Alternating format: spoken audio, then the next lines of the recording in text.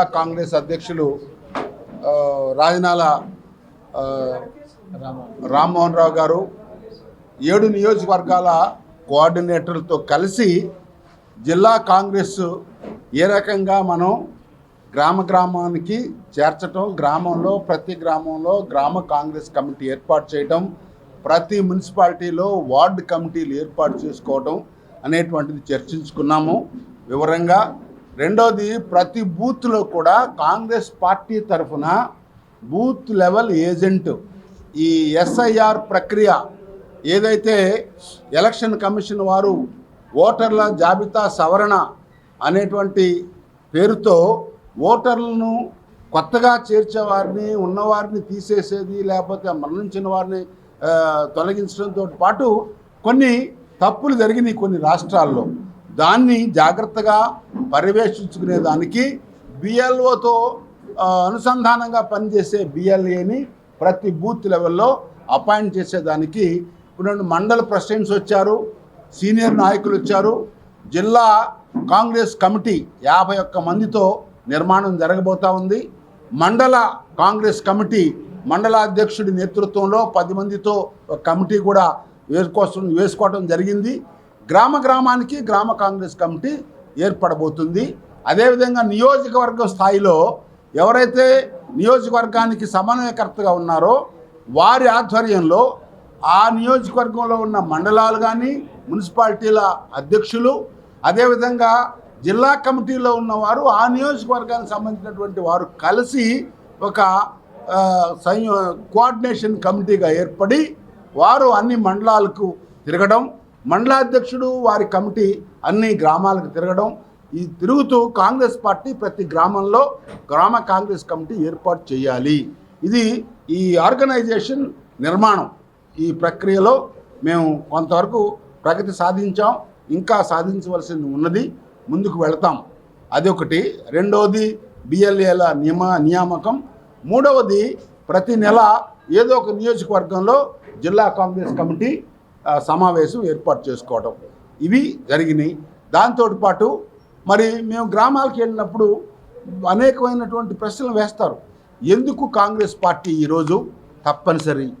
ఎందుకంటే గత 11 సంవత్సరాల్లో ఆంధ్ర రాష్ట్రాన్ని దౌర్భాగ్యపు స్థితి తీసుకొచ్చారు ఈ ప్రాంతీయ పార్టీలు. చూశారు, గతంలో కేంద్రంలో కాంగ్రెస్ రావాలి, ఇక్కడ మా పార్టీ రావాలని తెలుగుదేశం వారు చెప్పేవారు, వైసీపీ వారు చెప్పేవారు. కానీ ఈరోజు వాళ్ళు అట్లా అంటలా, కాంగ్రెసే బాగుంది సార్, మీరందరూ కొంచెం రాజకీయ శూన్యత ఉంది, గ్రామాల్లో మాట్లాడట్లేదు. ఎక్కడ చూసినా రైతు మాత్రం ఘోరమైన కష్టాలు, అంటే యూరియా కావచ్చు, ఇంకొకటి కావచ్చు, పండిన పంటకు సరైనటువంటి గిట్టుబాటు ధర కావచ్చు, అనేక ఉన్నాయి. అదేవిధంగా రైతు కూలీలు వారి పెన్షన్లు కానివ్వండి, ఇళ్ళు కానివ్వండి, వేరు అంశాలు ఇవన్నీ కూడా పరిశీలిస్తే జగన్ గారి టైంలో దళితులకు ఉన్న స్కీములన్నీ తీసివేయడం జరిగింది, సప్లాన్ నిధులు దుర్వినియోగం జరగడం జరిగింది. అదే కాకుండా చాలా కష్టాలు ఎదుర్కోవడం జరిగింది. ఇప్పుడైతే అసలు దళిత ఎజెండానే లేదు, బీసీ ఎజెండానే లేదు ఈ ప్రభుత్వానికి. చెప్తారు కానీ ఎంత ఖర్చు చేశారు, ప్రతి కార్పొరేషన్కి ఎంత ఇచ్చారు అనేటువంటిది ఎవరు మాట్లాడరు. రైతు గురించి చెప్తారు కానీ చెప్పిన రైతుకు ఉన్నటువంటి కష్టాలు తీర్చేటువంటి నాథుడు లేడు అని ప్రతి గ్రామంలో చర్చ.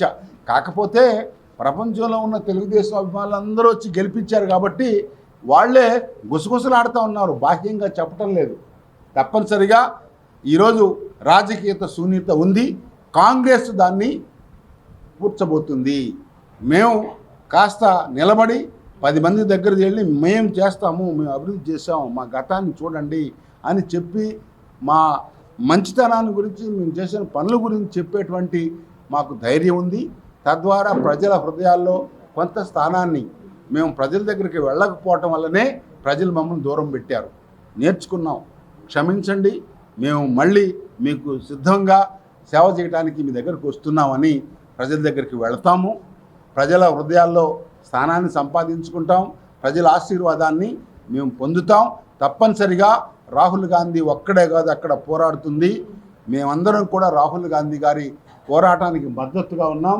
రాహుల్ గాంధీ గారు ప్రధానమంత్రి కావాలి ఈ దేశానికి, మళ్ళీ ఇందిరమ్మ రాజ్యం రావాలి, మళ్ళీ రైతు క్షేమమే ఆద్యతగా నిలవాలి, మళ్ళీ పేదల పక్షపాతి ప్రభుత్వం రావాలి, మళ్ళీ ఏ రకమైనటువంటి అనుమానం రాకూడదు. ఈ ప్రజాస్వామ్యం ఉంటుందా లేదా, ఈ రాజ్యాంగం ఉంటుందా లేదా, ఈ ఎన్నికల వ్యవస్థ ఉంటుందా లేదా, లేకపోతే ఇంకొక రకంగా ఉంటుందా, ఈ ఇక్కడున్నటువంటి నియంతృత్వం ఇంకా నశిస్తుందా లేదా, ఈ హెరాస్మెంట్ ఎవరైతే రాజకీయ శత్రువులు ఉన్నారో వారి మీద కేసులు పెట్టడం, పార్టీలను చీల్చడం, పార్టీలను కొల్లగొట్టడం, రీజనల్ పార్టీస్ ఉండకూడదు అని చెప్పి ఒక నిర్ణయం తీసుకొని ఈ బీజేపీ వారు చేసే కుతంత్రాలు ఆగుతాయి.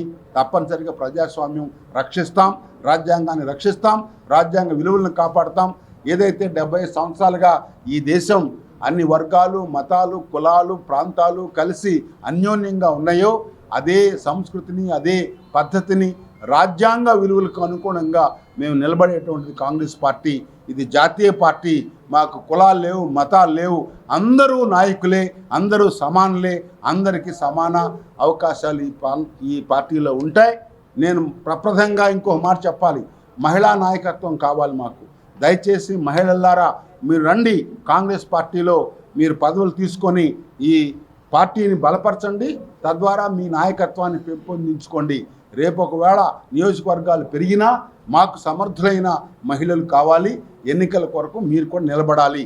రెండోది, యువకులారా మీరు యూత్ కాంగ్రెస్ వాళ్ళతో చేర్చండి, యూత్ కాంగ్రెస్ని బలపరచండి.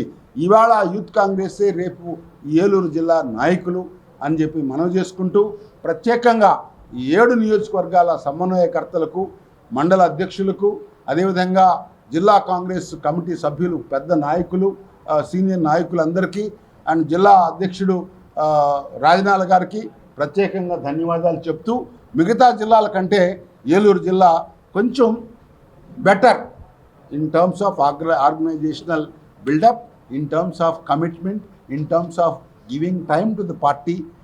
Eluru district seems to be very well post, very well position. కాబట్టి వచ్చే నెల 5 లోపల మేము అనుకున్నవన్నీ కూడా నెరవేరుస్తారని చాలా ఆశిస్తూ, నేను ఒక కార్యకర్తగా వచ్చి వారందరికీ మనవి చేసుకుంటూ, కాంగ్రెస్ పార్టీ పునర్నిర్మాణం మీ చేతిలోనే ఉంది.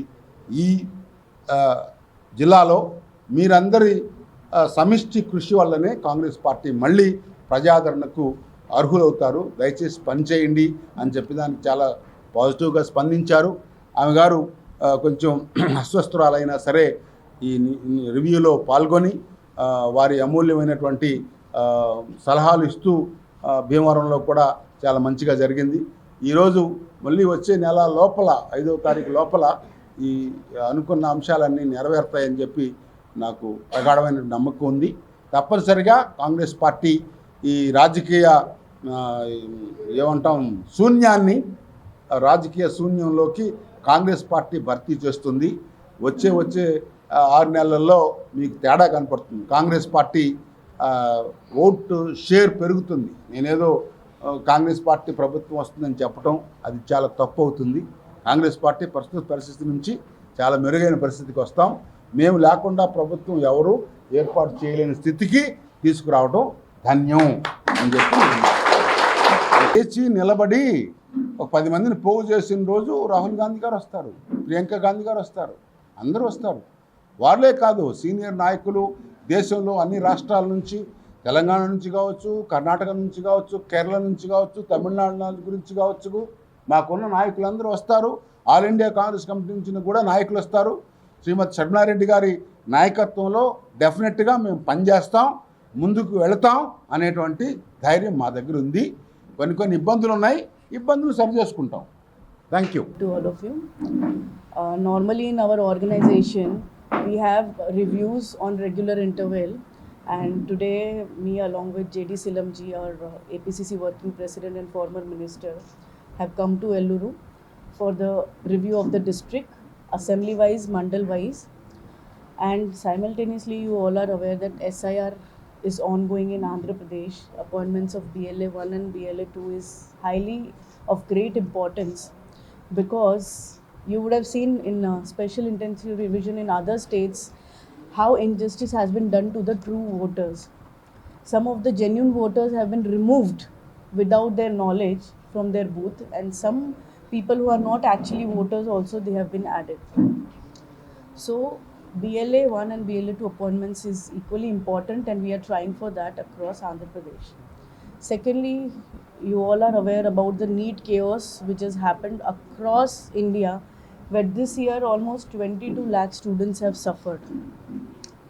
This leakage of exam over a period of 10 years, where almost 79 papers have leaked and 48 have been reconducted, is something not good. This leakage is the leakage for the education system. They are playing with the future of India. They are playing with the emotions of the kid. And this is not what those students deserve. These students deserve much more. Because if you know about the details, recently Rahul ji had conducted a program of Chhatron Ki Goonj in Kota along with some students. He interacted. Those students and their parents informed that per year, per student, they are investing 5 to 6 lakh rupees for the coaching fees, preparation and the examination fees. So 22 lakh students, when they are preparing, the budget which is going, if you calculate, it is 1.32 lakh crores per year. These families are contributing. On the other side, if you see the budget of the Education Ministry of India, it is 1.40 lakh crores. So in short, these families are contributing to the entire education ministry, and still they are not getting justice. The continuous paper leakage this year, unfortunately, we lost 20 lives because of this paper leakage, because those vulnerable students who gave their heart and soul for the preparation but were not mentally prepared for the re-examination, and they thought sacrificing the life was much easier. Next, we have launched this QR code. I will request from your platform to all the students in Ellore district, please scan this. This opens a website, My Education, My System, My Justice, My Fight. So Rahul Gandhi ji and all of us are inviting the students, please give us your inputs of how you want the education system of India to be, because it is your right and it is government's responsibility to give you an economical education system which is sustainable and doesn't play with the future of you. Let's fight together for the improvement of the education system of India. Thank you. Jai. Srijan Abhiyan ద్వారా ఎన్నికైన తర్వాత జిల్లా కాంగ్రెస్ అధ్యక్షుడిగా రాహుల్ గాంధీ గారు అలా మొత్తం ప్రజల అందరి అభిప్రాయం తీసుకుని కార్యకర్తల అభిప్రాయం తగ్గట్టుగానే జిల్లా అధ్యక్షుడిని నియామకం చేస్తానని చేసి మొట్టమొదటి సమావేశానికి వచ్చిన ప్రతి ఒక్కరికి కూడా పేరు పేరున హృదయపూర్వక నమస్కారాలు తెలియజేసుకుంటూ ఇవాళ మండల కాంగ్రెస్ అధ్యక్షుడు కావచ్చు, జిల్లా కాంగ్రెస్ కమిటీ కార్యకర్తలు అందరం కూడా మేము రాహుల్ గాంధీని ఇక్కడ షర్మిలమ్మ గారిని బలపరచాలంటే కాంగ్రెస్ పార్టీని బలోపేతం చేయవలసిన అవసరం ఉంది. గతంలో కన్నా అప్పుడు ఇవాళ రాహుల్ గాంధీ గారు మొన్న స్టూడెంట్స్ విషయంలో 22 లక్షల మంది స్టూడెంట్స్ యొక్క, ఎందుకంటే ఎగ్జామ్ రాశాక నీట్ ఎగ్జామ్ రాశాక వాళ్ళ తల్లిదండ్రులు వాళ్ళు ఎంత ఆవేదన, ఏం జరిగిపోతుందో, కుర్రోడు వాళ్ళు పాస్ అవ్వకపోతే ఏం చేసుకుంటారు, సూసైడ్ కమిటీ అయిన సంఘటనలు కూడా చూసామంటే ఈ మోడీ ప్రభుత్వానికి స్టూడెంట్స్ మీద ఏ విధమైన ఉందో అసలు. ఎందుకంటే గతంలో మరి ఇలాంటి పేపర్ లీక్ అయినా, ట్రైన్ యాక్సిడెంట్ అయినా ఏదైనా అయితే ఆ కన్సర్న్ మంత్రి రిజైన్ చేశాడు. కనీసం విద్యామంత్రి ప్రధాన్ గారు కనీసం రిజైన్ చేయటం పోగా కనీసం మణిపూర్ సంఘటన కానీ అనేకమైన సంఘటనలు కూడా ఈ విధంగా జరుగుతుంది. కాంగ్రెస్ పార్టీని మేము బలోపేతం చేయడానికి ఇవాళ మండల కాంగ్రెస్ అధ్యక్షులతోటి సమావేశం జరిగి మరి ఖచ్చితంగా మేము ప్రతి నెల జిల్లా కాంగ్రెస్ మీటింగు ఒక నియోజకవర్గంలో చేయాలని మొట్టమొదటిగా మరి దెందులూరు నియోజకవర్గంలో రేపు 5వ తేదీ లోపల 1వ తారీఖు నుంచి 5 లోపల మీటింగ్ పెట్టుకున్నాం. ప్రతి నియోజకవర్గంలో సమావేశం ఏర్పాటు చేస్తాం. అదేవిధంగా ఇవాళ ఏదైతే మేము అనుకున్నామో మరి గ్రామ కమిటీలు ముందు కనీసం మండల కమిటీల్లో అందరినీ ఫిల్ చేసుకుంటాకు, అదేవిధంగా డివిజన్ కమిటీలు అన్నీ ఫిల్ చేయమని ఒక ఈ నెలాఖరు లోపల అన్నీ ఫిల్ చేయడానికి అందరి అభిప్రాయాలు తీసుకున్నాం. అందరం కూడా కలిసి, అంటే పదవి ఎవరో ఏం పదవి చేసినా మనం ఆ గ్రామానికి సంబంధించిన వాళ్ళు ఇక్కడ ఖచ్చితంగా గ్రామాల్లో కూడా గ్రామ స్థాయిలో పార్టీ పటిష్టమైతేనే ఈ మనకి అవకాశం ఉంటుందని. ఎందుకంటే గతంలో ఉన్నదానికి ఇప్పుడు రాహుల్ గాంధీ నాయకత్వం కావాలని ప్రజలు కోరుకుంటున్నారు. కాబట్టి మేమందరం కూడా కాంగ్రెస్ పార్టీని బలపరుస్తాకి పెద్ద ఎత్తున వచ్చిన అందరికీ నమస్కారం చెప్తూ వర్ధిల్లాలి కాంగ్రెస్ పార్టీ, వర్ధిల్లాలి కాంగ్రెస్ పార్టీ. ఎవరైతే రాహుల్ గాంధీ నాయకత్వం,